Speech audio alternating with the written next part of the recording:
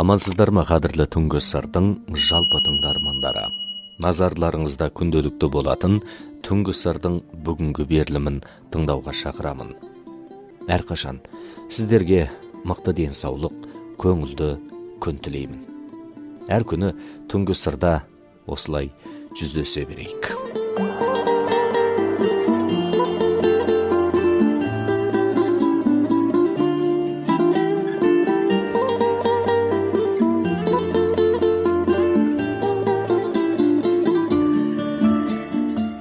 Қадірлі түнгі сырдың тыңдармандары.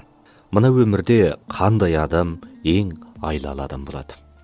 Әрине, мимикадан жұрдай, қуанышы мен ашуын өңіне шығармайтын адамдар екен.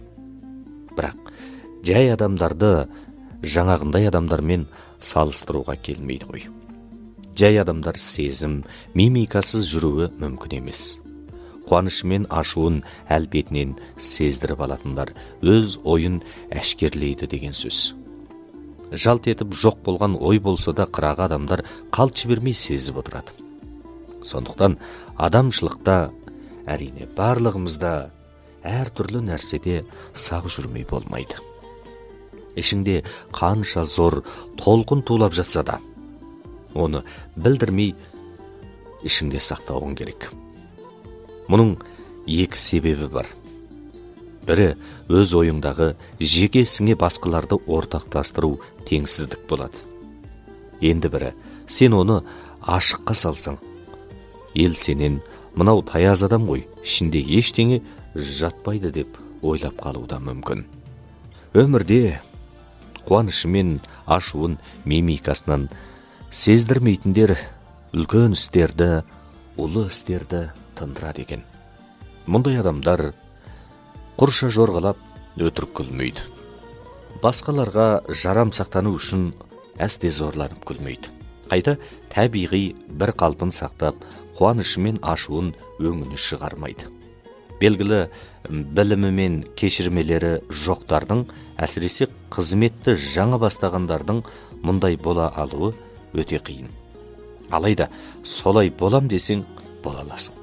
Әр күні төсегіңнен тұрғаныңда, немесе жатар алдында өзіңе өзің, мен сабырсыздығымды әсте өңімнен сездірмеймін деп ескертіп отыр. Немесе естелігіңе тәптештеп жазып қой. Әр күні осы қағиданы үзбей жалғастыр. Табысқа жетушілер ежелден сыртқы болмысқа бола, біресе қуанып, біресе қамығып жүрмеген.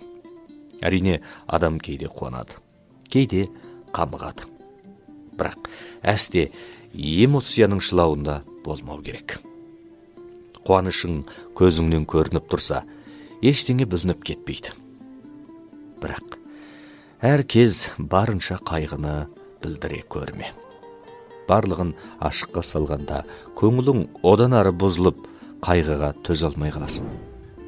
Мәселен, кектенгеннің әлпетіңнен көрініп тұрса, кегің тіпті де үдейме.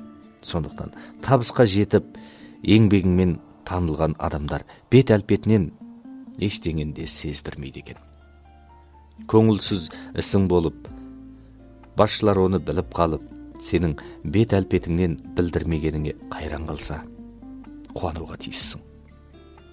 Өйткені басшың мынау осындай үйге тап болса да өңі өзгермепті.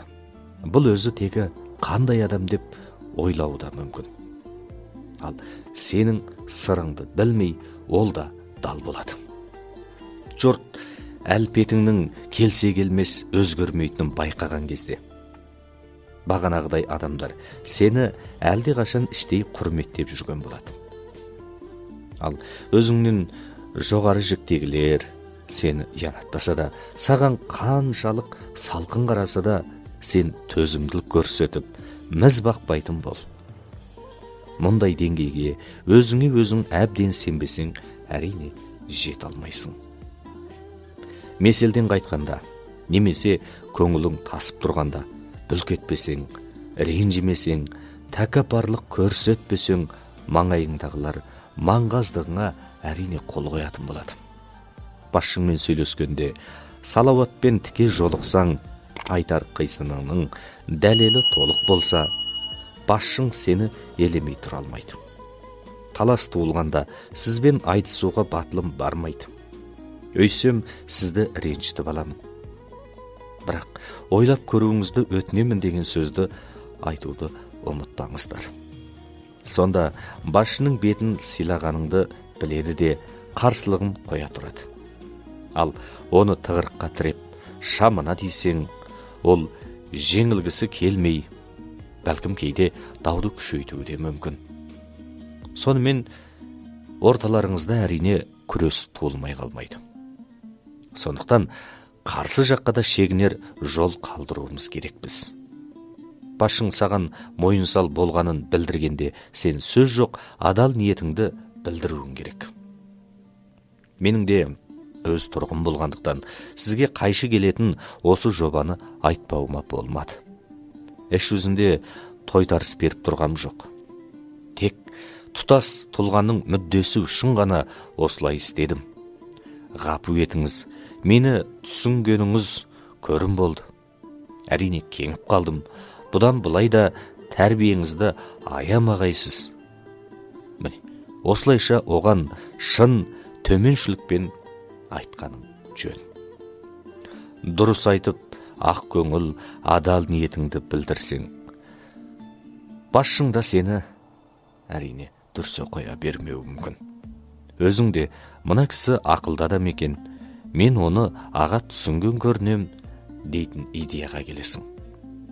Үндемеуде қажетті талас та іс туралы болсын.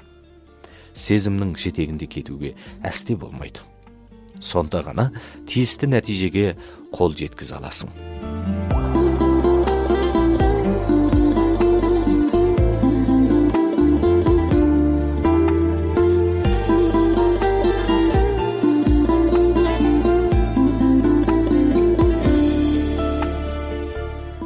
Сонымен қадірлі түнгі сырдың жалпы тыңдармандары, жоғарыда тыңдағандарыңыз бүгінгі түнгі сыр.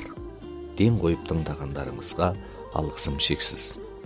Әрқашан түнгі сырда осылай жолығып тұрайық. Сіздермен бірге болған мен Ерғасы Медетханұлы. Әрқашан сіздерге мықты денсаулық, көңілді күн тілеймін.